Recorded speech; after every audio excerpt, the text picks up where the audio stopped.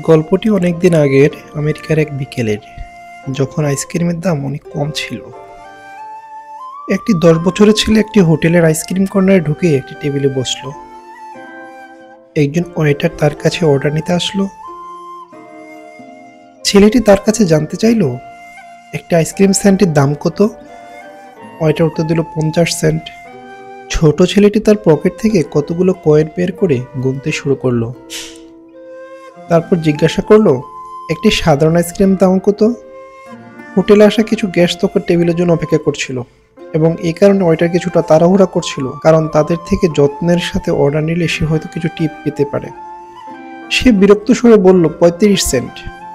ছোট ছেলেটি আবার কয়েনগুলো গুনে নিল এবং বলল, আমি সাধারণ আইসক্রিমই নিব। ওয়েটার আইসক্রিম নিয়ে এলো এবং টেবিলে বিলটা রেখে তাকে কিছু না বলেই চলে গেল। ছেলেটি আইসক্রিমটা খেয়ে ক্যাশিয়ারকে টাকা দিয়ে চলে গেল। ওয়েটার লোকটি যখন ফিরে এলো, সে টেবিলটি মুছতে শুরু করে, এবং তারপর যা দেখলো তাতে তার চোখ জল চলে আসলো। সেখানে খালি প্লেটের পাশে সুন্দরভাবে রাখা ছিল 15 সেন্ট। আমরা থেকে শিখলাম, কাউকে উপরের রূপ দেখে অবহেলা করা উচিত নয়।